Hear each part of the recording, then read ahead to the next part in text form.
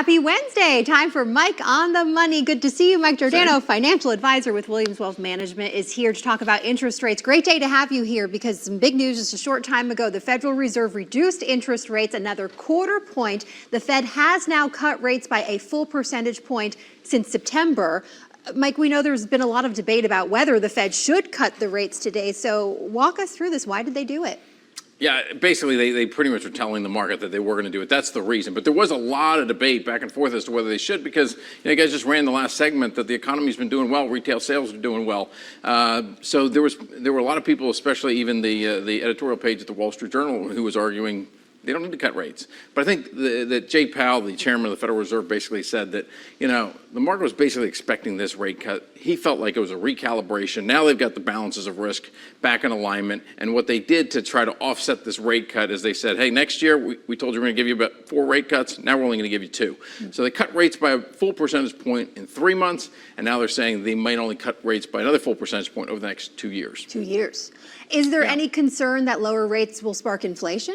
Yeah, a lot of the policymakers actually started believing that we're going to get higher inflation next year. They thought higher inflation this year, and then next year they think inflation could be higher. So there is a big debate there as to how much more can they cut rates, because if inflation's going up, they really don't need to reduce rates that much. So I think that's kind of another one of the reasons why they basically said, hey, we got growth that we think is going to be stronger, we got inflation that we think might be a little bit higher, so we'll do this rate cut because of the market. We told you we're going to do this rate cut, but you're not going to get as many going forward.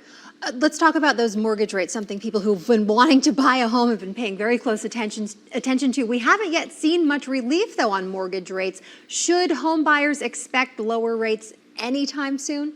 Probably not. That's not an answer anyone really wants to hear. But that's, based on today's setup with growth and with inflation expectations, it's probably going to argue for higher long-term bonds, and that's really what mortgage rates peg off of, is what's happening with long-term bonds. And so you saw it here today, and you've seen it really since the Fed started cutting rates, that the long-term bonds went the other way, and that's what's pushed up mortgage rates. 30-year mortgage rates are now back over 7%. So the big news for people that are looking for homes, especially into the new year, is basically make sure the math pencils out with the current rate environment. Make sure you can afford the loan, you can afford the house based on the current rate environment. Don't try to buy anything thinking that you're going to get a big rate cut and you'll be able to refinance anytime soon. All right, great advice there. And let's talk about the stock market too. It's been interesting. Do we have to talk about that today? We do have to talk about it today. It remains near record highs. So how should investors think about their portfolios? Yeah, I know you guys have been busy working on the show here all day. So it had to remain near record highs until the last 2 hours a day. And then we took a big nosedive, and the S&P 500 was down over 3%, one of the worst days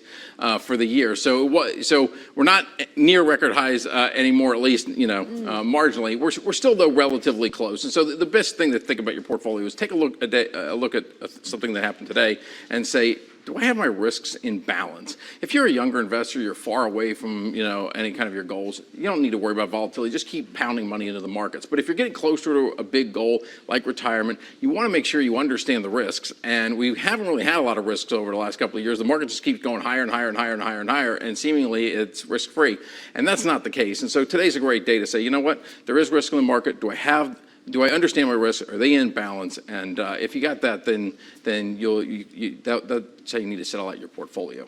But let's end this thing on a positive note, because that's not helpful. That was a bloody day in the markets. On a positive note, dollar's gotten a lot stronger, which means all of your international travel's now gotten a lot cheaper. So I think either it's Portugal or I think we're skiing in the Alps for Christmas. But if somebody's doing that, please hit me up. I'm ready to go. All right, let's go take a group trip, and thank you for watching those numbers for us and the breaking news. That is this interesting day. We appreciate you keeping us updated. You got a full show to worry about. Well, a couple things going on. But hey, this is our last Mike on the Money segment because Christmas is 1 week from today. I don't think we're going to be seeing. You're probably going to be with your 2025. Your family. We'll see you in January, Mike. Thank you so much for being with us. Merry Christmas to you and your family.